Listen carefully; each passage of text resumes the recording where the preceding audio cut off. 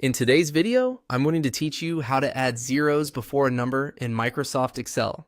If you've ever worked with things like ID numbers, product codes, zip codes, or any kind of numeric label, you may have noticed that Excel likes to remove zeros at the beginning of a number. That can be frustrating when you need those zeros to stay visible. The good news is that Excel has a simple built-in formatting option that lets you display leading zeros without changing the underlying value of the number.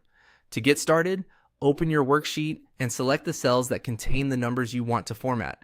Make sure you highlight the exact range you want to update, especially if you're working with a long list. This method is useful when you want all of the selected cells to follow the same format.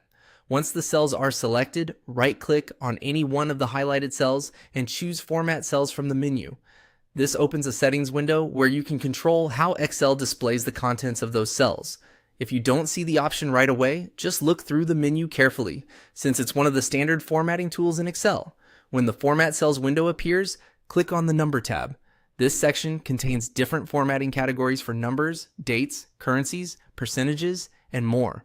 Since we want a very specific number display, this is the place where the adjustment begins.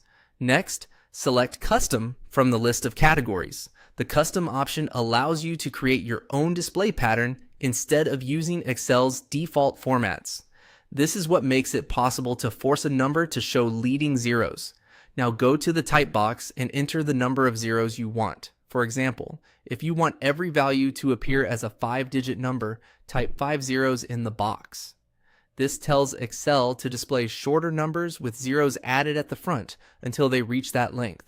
So a number like 42 would display as 0042, while a number that already has enough digits will remain fully visible. Be careful to enter only as many zeros as you actually need for your format. Think about the standard length you want all your numbers to follow before applying it. This helps keep your spreadsheet consistent and easier to read. After entering the format in the type box, Excel will use that custom pattern for the selected cells.